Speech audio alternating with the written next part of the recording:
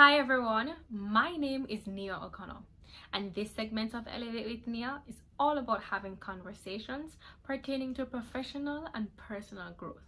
Today's special guest is someone who traveled all the way from Venezuela to the United States without any knowledge of English for the sake of completing her tertiary education.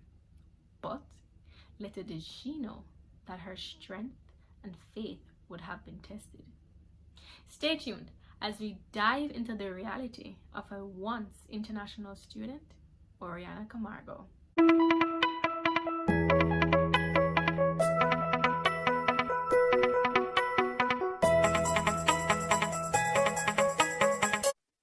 Orianna! Hello, Nia. Nice to see you. Welcome. Thank you. Thank you. How are you, Ori? I'm doing well. Taking one day at a time. I love that. So, Ori is more than just a special guest to me. Ori and I used to work together. Matter of fact, Orianna was my boss. Yeah. We've grown such a close connection. We're both international. Well, I'm still an international student. Ori has graduated now, but she means so much to me, and her story is one of a kind.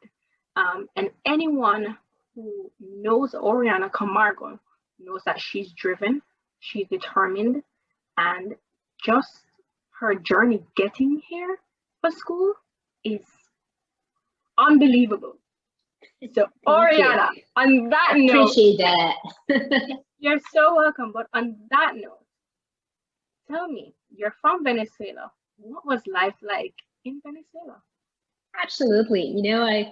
I was in Venezuela until I was 16 years old, and for me it was just fine. As a kid, that's all I knew. Venezuela, it was just perfect. But it seems like things started to get worse just as I graduated from high school back in 2013. Mm-hmm. And I wanted to do so many things, explore the world, but we had like a political unrestment that started going on back then, and that was just the beginning of how this story happened later on. Nice. So let's move forward. You're now in high school, still in Venezuela, and you're wrapping up. Now you're thinking about going to college. When did you decide that you wanted to study in the US? Sure. So I wanted to go into politics or international studies and all that business. And I knew I needed to know different languages, not just Spanish, if I wanted to succeed at that. And English was very popular back then. And I remember I was very close to the director of the high school, and they sent all the kids to the United States to study English. So she pitched the idea to my dad. She said, "Hey, Orianna should do this." And my dad said, "Let's think about it. Let's try it."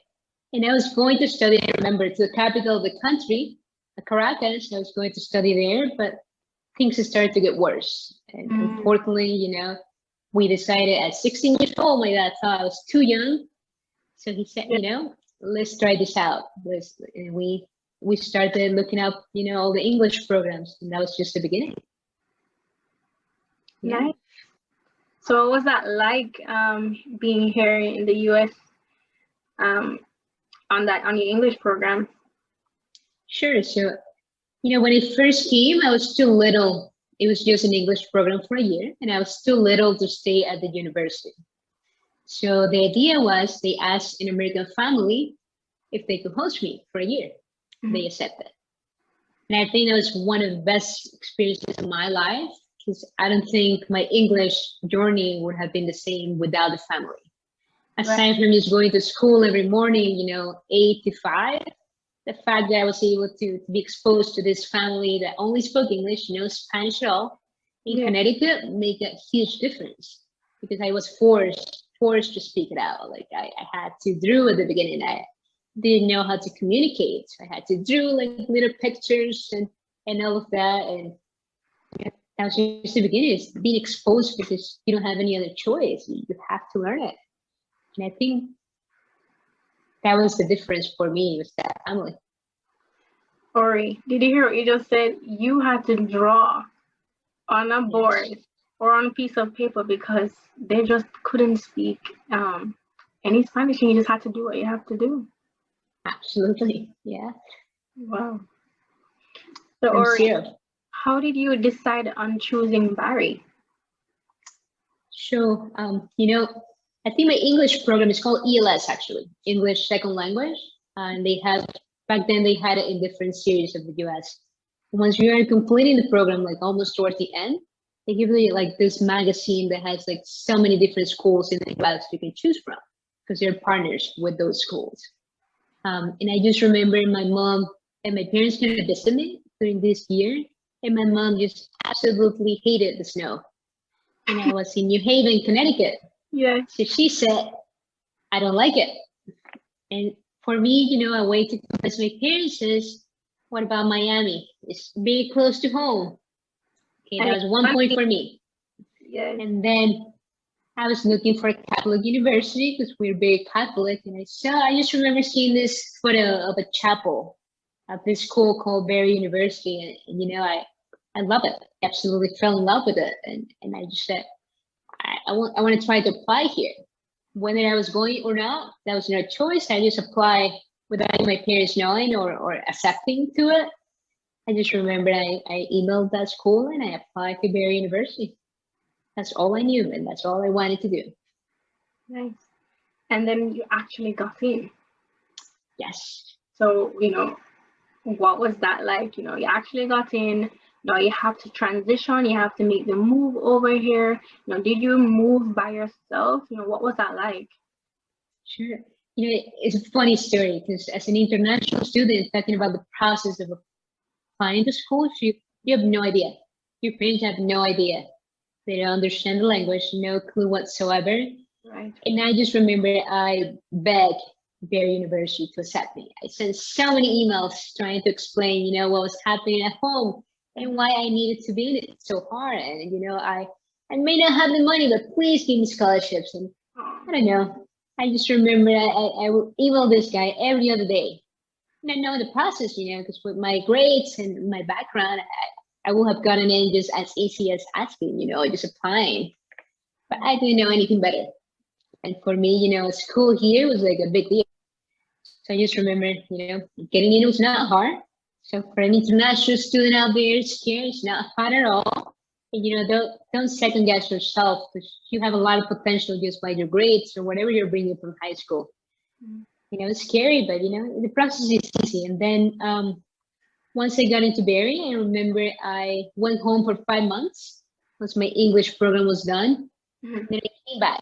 But that was a long story because, of course, we couldn't afford it. A school in the US was just too expensive. And during those 5 months, my dad thought about it and thought about it. And I even made a promise as a Catholic in Venezuela and put this paint. I painted this Christ and donated to the church and promised, hey, let me study 4 years in the US and graduate from it. And that I think my dad seeing that painting was actually what made him realize, maybe that's what you should do.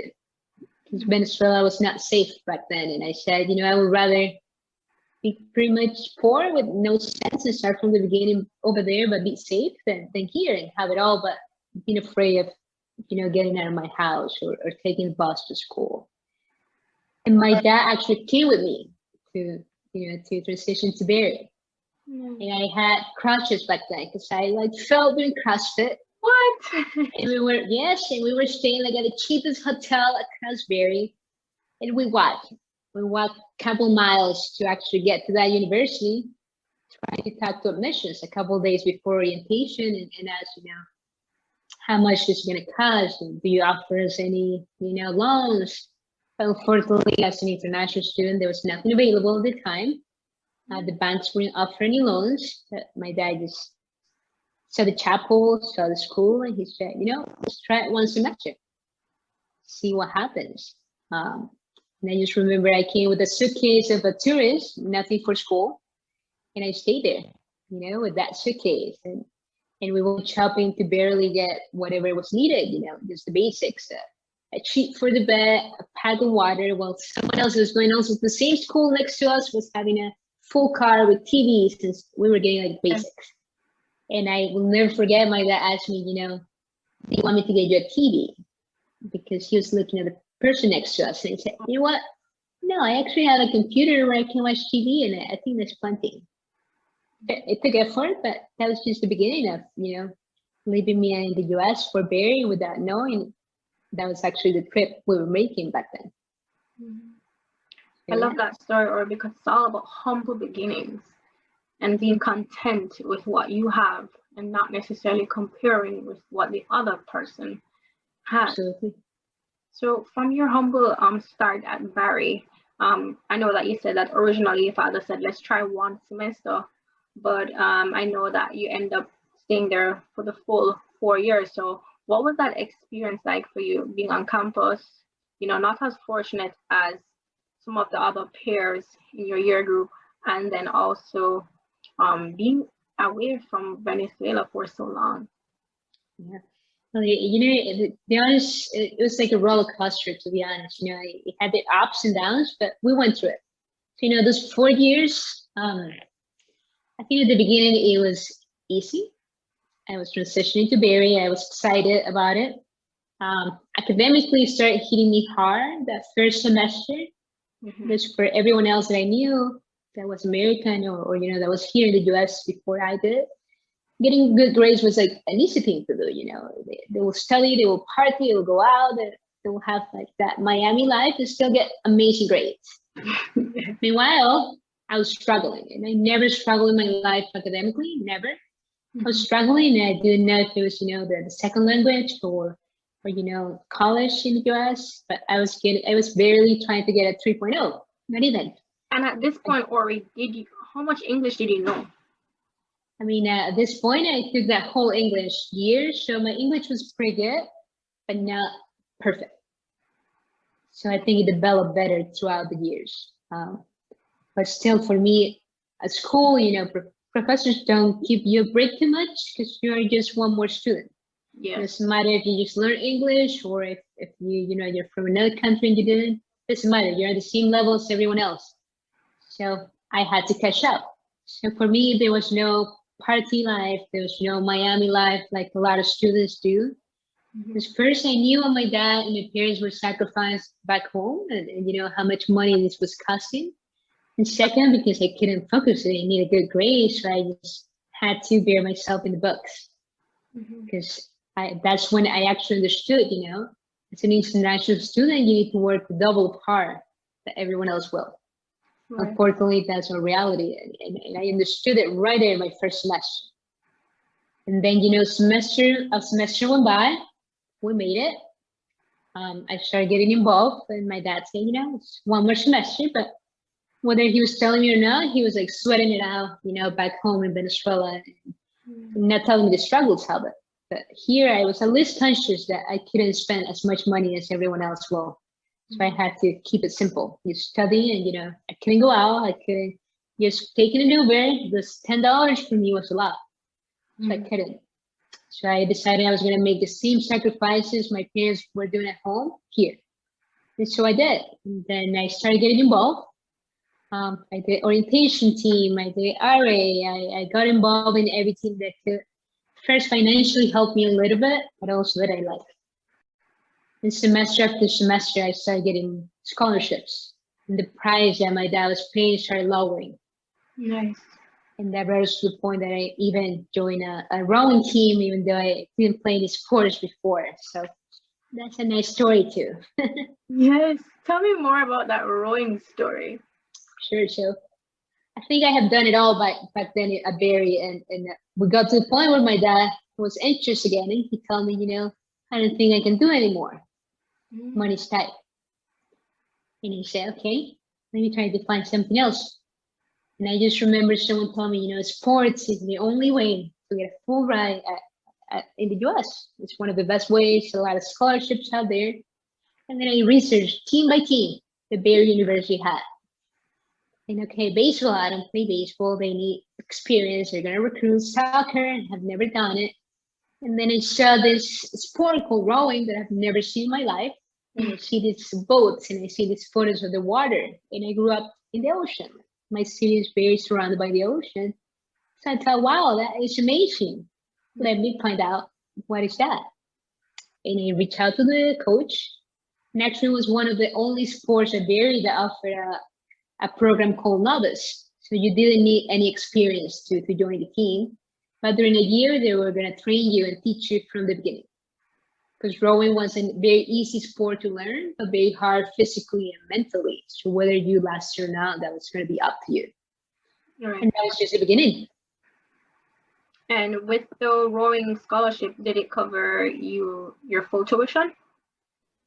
So no, so during the year it was just free, no scholarship. You were trying to learn, but aside from that, they gave you like Nike shirts and Nike clothes and shoes and bags, all of that for free.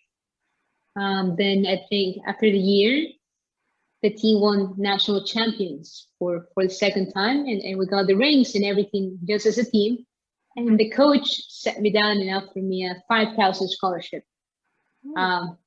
He actually told me, I want you to transition from rower as a coxswain for a little bit, because two of their coxswains has graduated, and that's a different story. There's a little person from the boat with a microphone, kind of leading the boat. But yeah, I started with 5,000, and with time it kind of add up other things like books. Books were covered with the scholarship until my last semester. That actually it's one of our harder semesters, at Berry, and I was about to quit. We couldn't afford it. I couldn't pay for it, and I was going to choose something else instead of school because someone needed me. And my coach just offered me a full ride to stay at Berry that last semester. And yes, I can say Rowan actually paid for it in my graduation. Without it, I wouldn't have been able to complete my undergrad. Wow. And it's about to walk out the door. Talk about a blessing in disguise. Yes. It's amazing, Ori. So I know now, moving forward, you're in school, and even though you're having financial challenges, I know that you're trying to now think about internships and job experience, because when every student thinks, when I graduate, what's next? Where am I going? And ultimately, you don't want to go back to Venezuela. You want to find some way to stay in the US. And what other way than to get some experience here in the US? As an international student myself, who has first-hand experience, no US citizenship, the struggles of finding an internship. And it is something that international students don't truly understand until you're here and trying to find one, and you get feedback that, hey, it's hard, very hard. So what was your personal experience like trying to find an internship, thinking about your future career and all those things as an international student? Absolutely. Let me start by telling you, just thinking of all of that and what are you going to do after you graduate? What's going to be the ideal job? And all that are already like stressors that students have just by coming to college. Now just add to that the fact that you're international. You don't belong to this country, and to get there is going to be the double part as everyone else. That's right. So I just know back then, for my programs, I study international business. Let me start by telling you that, just as a student getting into this and figuring out what are you going to do after you graduate, what's going to be the ideal job, is already stressful for anyone. So just add up to that the fact that you're an international student, and that to get there is going to be so much harder, whether you have realized that or not. Unfortunately, that's the truth. But there are ways to get there, so do not get scared so far. Nothing is impossible. Just remember that along the way. So for me, back then, I was studying international business, and two of the requirements were you need an international internship and a national internship. So you can do any company, but the first one needed to be international. So it has to be a company that works with other countries around the world here in Miami. So the first advice that I'm going to tell you from now, never forget, is Most of the schools have the career center. Berry does too. Do not forget this, because you do not want to wait until your last semester to jump to that office or to visit. Oh You need yeah. to be on top of that. And I was that little freshman that since the first year was visiting that office. To the fact that they got to know me. And when the time came and I needed that internship, I reached out to my advisor, which was John Moriarty, fabulous man. I admired him so much.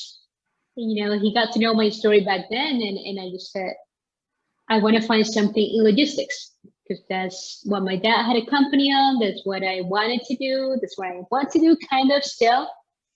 So I just remember he kind of helped me brainstorm, how do we get there? Do you want to find contacts of Venezuelan companies? And I said, no, I want to keep it American because I want to get out of my shelf. I don't want to be, I want to explore other things and whatever opportunity comes along the way.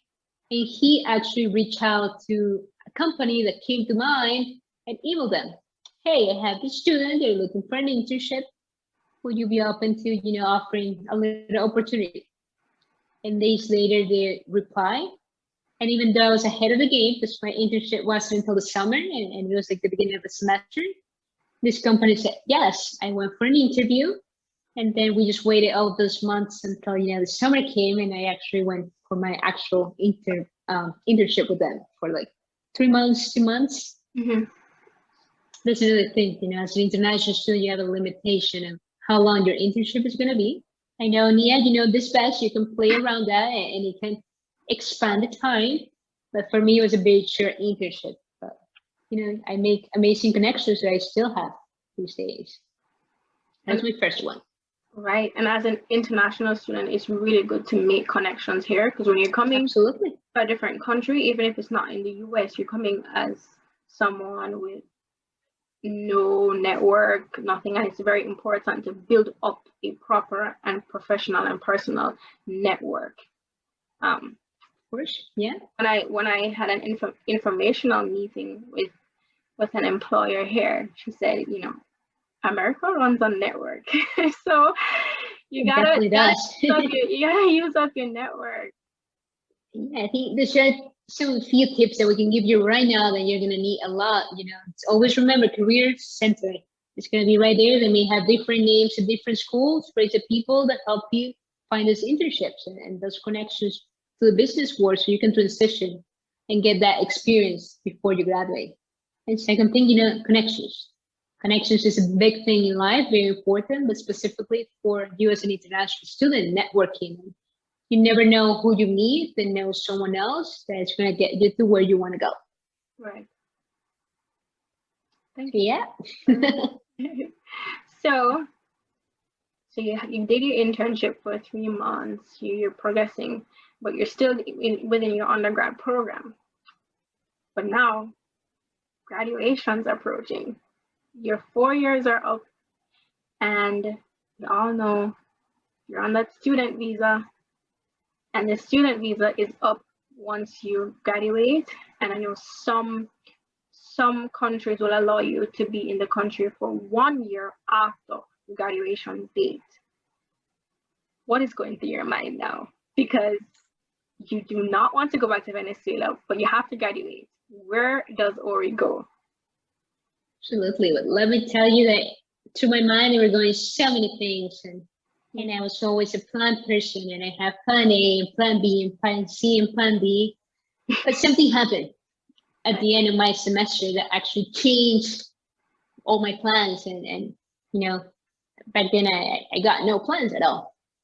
My dad unfortunately passed away from cancer a semester before my graduation in undergrad. That completely transformed and changed what my experience was going to be or was so far, because he was my support all those years. Now you can only imagine without your teammate or your other person, or how do you move forward, especially in another country so far away, financially or anything like shut down. And aside from that, all the stresses that I'm about to graduate. I am an international student. I do not want to go home. You only have 1 year as OPT once you graduate to do. And I just didn't know what I wanted to do next. I didn't have a job lined up. The world was pretty much shutting down for Orianna Camargo until, because of connections, let's go back to that. I had a lot of support at Berry University, a lot of staff members that care and that I matter to them, who actually hold me and help me find that little light at the end of the tunnel. And I remember, becoming a GA was one of the options, and going to master's program that will give me 2 more years of, just more education. Meanwhile, I could have more time to figure out what's next. I don't have a job, so I needed time. And I know finding a GA-ship can sometimes be hard, especially because I graduated in the spring, not during the fall, as a lot of students do. So there were no open positions at Berry, and it was hard to find until, because of connections, someone offered me an opportunity, and they say, we can open this for you to be a GA for new student orientation and help out the department. And of course, I took it. And they said yes, and that was like a blessing from the sky. I was still being an RA, which meant that covered my food and my housing. And then a yearship will offer me 2,500 per semester, which adds to 5,000 per year if you work all 12 months. And aside from that, it covers all your classes for the master program. So of course, I took this blessing from the sky, and I figured out this gave me time, 2 more years, and deciding what I wanted to do my master program on was another task. That it was hard because this was not in my plans. I never thought even of going to grad school until I needed time. And I was going to study a 1-year program, but this person, actually her name is Dr. McDonough, who is a blessing from the sky for me, as many angels that I have at Berry. She said, you should do the MBA, which is the best business program you can do. That's 2 years, and the yearship will cover it. So, and I applied and I got in, and that's what I did actually. So you always need that people in your way that are gonna hold you tight and guide you whenever you feel lost. And even as an international student whose families, or maybe your families are so far from you, and you may think you're alone, all these connections that you're gonna make throughout the years are actually building up for this, to build out your own little family elsewhere. Yeah. Nice. So for all those who don't know what a GA is, Ori, do you mind explaining to them what's a GA? Absolutely. So a GA is a graduate assistant. So when you go to a master program, this is a job. A graduate assistant is usually helping a coordinator or a department with tasks. It depends what the department is. So in my case, I was a graduate assistant for new student orientation, and my tasks deal with the orientation team, which are the students that welcome the families at the beginning of the semester, and does the event planning and all that. But this job is very important because it covers your full tuition for a grad school program. You some money. So I hope you're saving, or if you get to grad school, you're not spending it all. These are savings. These are your savings that are adding up to you. And in my case, I was also doing the resident assistant. Mia can tell you a little more about that. And that covers your housing and your food. So I was all covered. I had no expenses whatsoever at this point. So just remember, all the struggles we went 4 years ago. Right. At this point, life had turned upside down, but financially I was fine. I was okay. Yeah. You're blessed, Ori. Well, I think my whole journey is blessings from the sky. Absolutely. So I know that now you have the graduate assistant position, but you're now in your master's program, which is a little bit more demanding, harder than getting your undergrad. How were you able to balance, school, position, and Ori? I personally know that we never just had a GA position. Listen, let me tell you all. Ori is a workaholic. Ori, tell them, how many jobs did you have? It was not just a GA job. How many jobs did you have? Back then it was like GA, I was an RA, was going to school at night, and the first semester I was still part of the rowing team. So I was waking up at 6 a.m. and training twice a day. So you can say whether it's jobs or not, I have 4 things to do. And I was just juggling it all. And the bookstore. Oh, and the bookstore came a little later. Yeah, that too. You have so many jobs you didn't even remember. I know. So yeah, Nia just told you I cannot do it all. But because I have mentioned everything I did during undergrad kind of prepared me for this. And now grad school, although it is harder and it's more demanding, for me, it was a little easier because it was just 3 classes Right. a semester, and it was just 3 days a night. So I was just finding my way to juggle it all, and I had back then a lot of jobs. So for me, grad school was easier, and I was still doing rowing for 1 semester, and that was hard. To be honest, that was a lot of work. Getting up early still, and grad school was a whole different monster.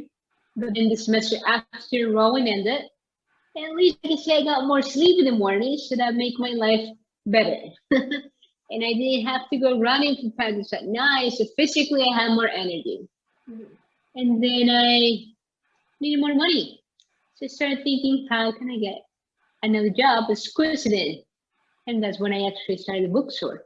I contacted them at school and moving boxes and, putting books away. But most of it is like moving boxes and, carrying things and putting boxes on shelves and things that at one point you realize, why am I a grad student moving boxes and doing these things?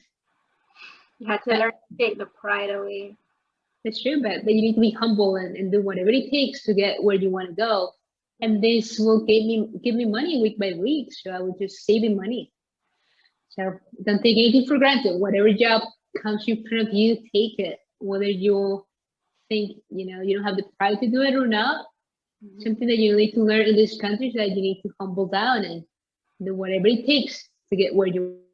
That was a really important gem that you dropped there, Ori, because a lot of people let their pride get in their way, and sometimes different job opportunities that would present themselves, they dismiss it because no, I'm a grad student, why would I be stacking boxes in a bookstore? I'm better than that.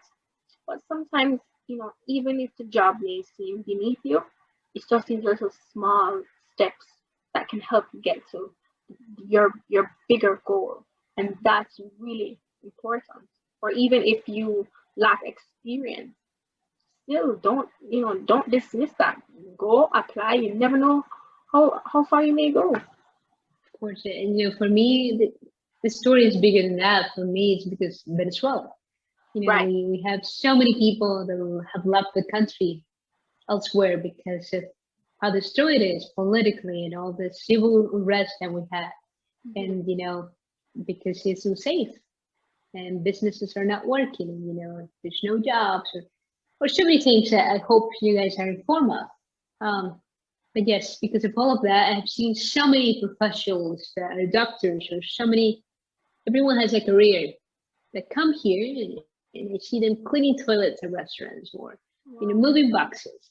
And for me is, at least I'm going to school. And if they can do that, I can do that too. Because, we were coming from the same country. So it doesn't matter who you were in Venezuela. It's about who do you want to be here. And if that takes cleaning toilets and moving boxes and doing whatever it takes, you have to do it. And actually feel blessed because of where I am or where I was compared to other people, other Venezuelans that have to go through much worse here. And or you seem to have had the correct mindset, the drive, the will, and the strength to keep going no matter what obstacle came in your way, and that really had got you that far. And hopefully it keeps getting me farther and farther. It's just you just need to be humble in life, and whatever you have to do, just do it.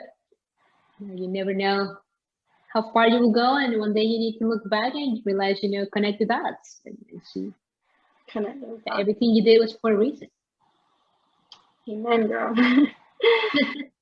So, Ori, I know that you said when you decided to go to grad school, you were buying time. to 2 years now. We're gonna fast forward to the end of grad school. The time's up. The time has run out. And here we are again in the same position that you were in when you just graduated from your undergrad program. Where does Ori go? What is Ori thinking? Because she just bought some time, 2 years. Now the 2 years are about to be finished. What's going on with Ori? True, I think every time is running out, you still feel anxious. Doesn't matter how much farther I got. The anxiousness was the same. I couldn't sleep. I was bored all the time trying to find my plan. And during these 2 years of grad school, I realized I was falling in love with higher education. I am a business major, and working with the students and the environment and changing lives more directly compared to what we do in business was impacting me. I actually thought, maybe higher education could be something I could do, especially with a business background, because I can be flexible. Right. I think there should be more business individuals in higher education to manage better budgets or to see things from a different perspective, and more business people with the higher education, mentality to truly care for their clients or the people they work for or with. So at this point, I thought I wanted to change, and I really was trying to hope my connections during now the 6 years right now at Barry University will offer me an opportunity to stay. Because I thought, how hard I work, all I need is a company to sponsor me. They really thought Barry University could do that for me. But then COVID happened. Ooh. And the pandemic changed the game. One of the businesses that got more affected was higher education. Of course, a lot of people got laid off. So now, how could I argue or ask someone, I need sponsorship, even though people knew, how can I ask it when I know the amount of people that lost their jobs and that have more experience. So for me, I think it's a humbling moment to just be okay with letting go. And even though it broke my heart to leave Barry University, to having hope that something else was going to show up and present. After you work so hard, you can only hope things will get better. And sometimes it doesn't. Sometimes, you keep getting rocks in the way.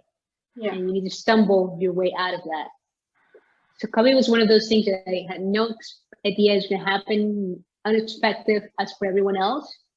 And at this point, I'm like, you gotta be kidding me. So many things have happened, and now you're going to throw a pandemic. Exactly when I'm about to graduate. But somehow, as the whole story up here, blessings from the sky. One day I was working at a bookstore and I get this call from a friend of ours in Venezuela. He said, the company I work for here, they're looking for someone of trust in Miami. In case you want to go for an interview. I have no idea what the company was about. But I said, I will try. I haven't graduated yet, so I have time to go, but I will go take that interview. And I just dressed up. I went unprepared because I didn't know what it was for. And I just they naturally told my story. At this point, I was not anxious. I was not over prepared because at this point, I was like, I'm just gonna go and see what happens. I was not the right fit for what they were looking for at the moment. But they said, we can change that. We would like you to be here.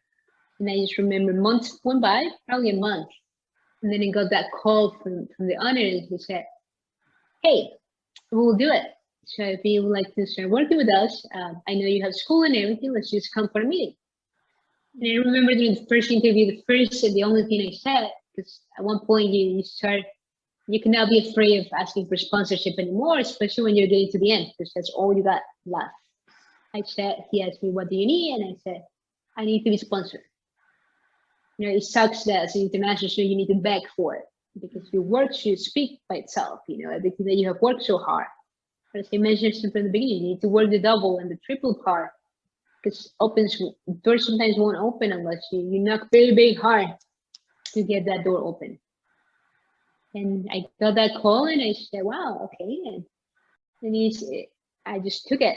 And, I did an internship with them during those months before graduation because that was the only way to argue that I was still in school and I was not in OPT yet. So it was an internship. Right.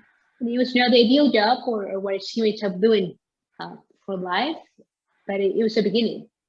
You know, we're still in the process. I graduated and I went to work for them. It's a logistics company that works directly with Venezuela and other countries for cargo movement. But I went to work for them and we're going through the process. Hopefully everything goes well at the end. But you know, it was after so much work and so many plans, this was unexpected. And I can only hope that this is the right way, that things will happen, that I'll be able to get sponsors so I can stay. Right.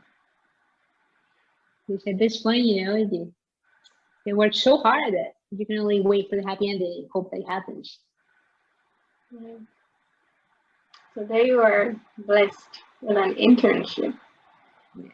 Man, Ori, that's, you know, you're highly blessed because not everyone's story has that type of ending. True.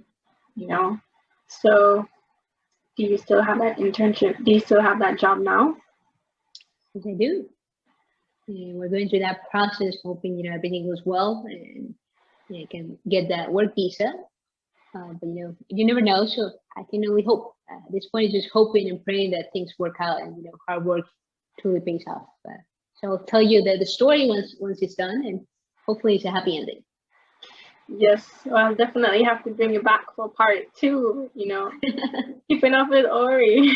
Yes, hopefully. But Ori, you know, based on everything you've said, you know, you've explained your journey, the triumph, the victories, you know, how much do you think that you or, you know, the obstacles have changed you, you know, compared to who you are now, back to who you were, compared to who you were before? You know, how much has all you've been through changed you? Truly, I think the Orianna Camargo I was at 16, the love Venezuela, even though you know we were going through very bad things back then, nothing compared to the Orianna Camargo these days. And I think the worst parts of my life were the ones that taught me the more to you know, to be humble and to be resilient. I think this great part of my story is resiliency is keep going even though you fall, just keep getting up and keep getting up and work as hard as everyone else and even harder, hoping that things will work out along the way and just having faith and hope. I'm Catholic, so you know, religion came in place for a long times. A lot of times I got lost and lost my religion a little bit, but just learning how to get up again.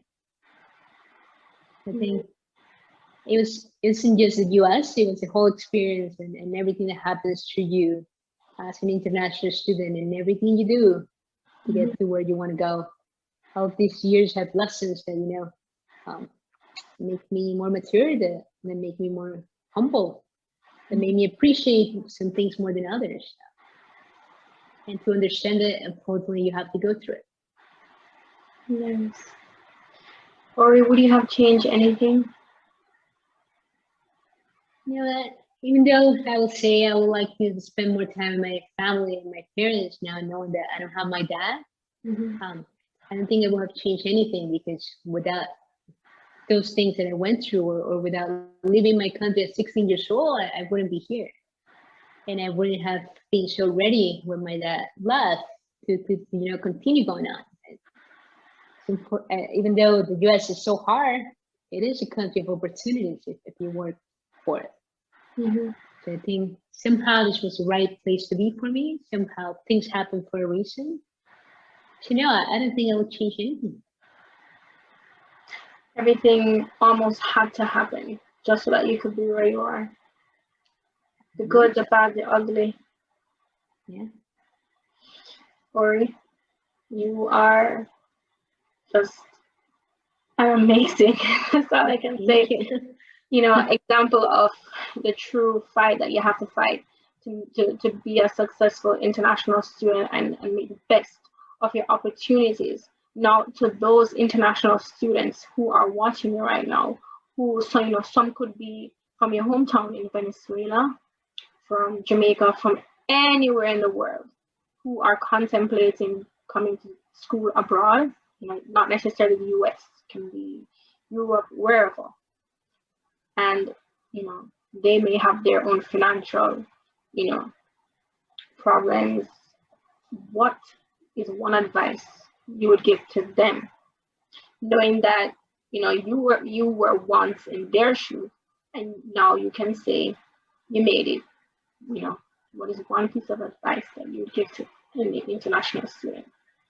Before I tell you a piece of advice, let me tell you a phrase my dad always used to tell me during this journey. He will say, our story is a story of sacrifice, but not an impossible one. Right. So, my advice is take on every opportunity that will open up for you. Do everything that is in front of your eyes, even if it looks impossible. Just take it, and you will figure it out along the way. But if you come to the US, it will be scary. Don't be afraid. Keep faith and do it. Do whatever you have to do to get where you want to get. Because nothing is impossible, as I can prove, or Nia can prove, or international students out there can prove. It may seem hard and impossible, but nothing is impossible in this life, so you just keep pushing through it. Thank you for that, Ori. And I hope any person who is considering to be an international student understand that it is also important to be open to change. Very, very, very crucial if you want to move to any other country that's not your home. Absolutely. So, Ori, time for my special question. Oh boy. That I ask all my guests that I interview or we have a discussion. All right. Special question is, if someone were to make a movie about everything that you have endured, your whole life journey, what would the title be? Wow, that's a great question. What would the title be? I need time to think about this one. For me, I think something about resiliency. Probably, a resilient heart. If that could be a title. A resilient heart, or I think I like that.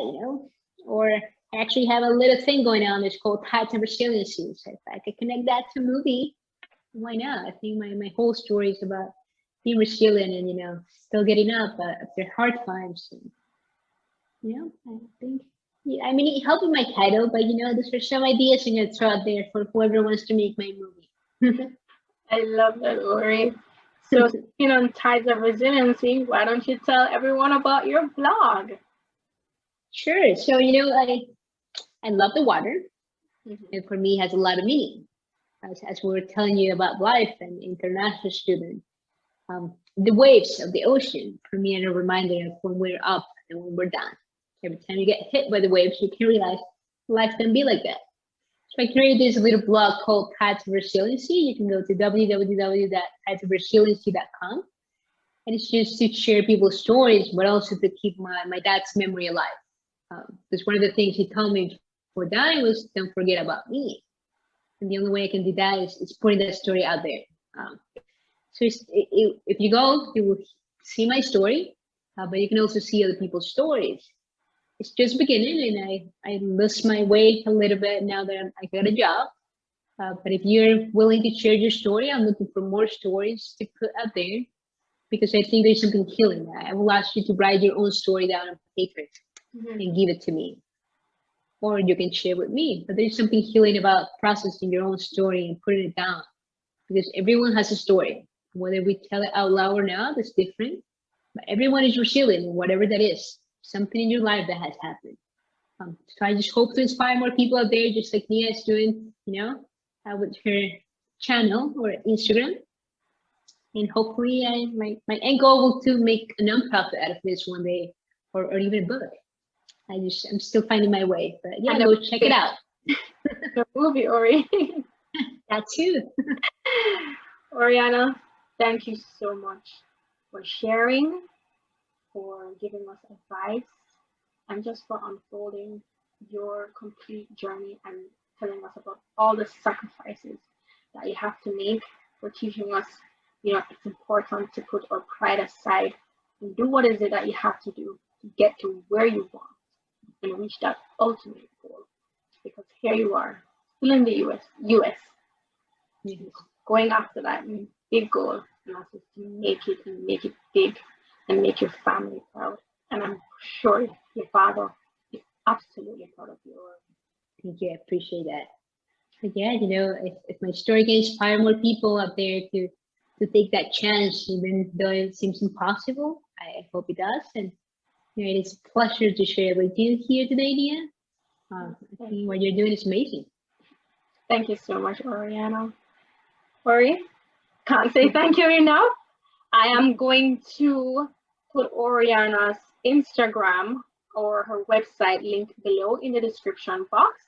Feel free to check it out. It's called Tides of Resiliency, and you can check out her website at www.tidesofresiliency.com.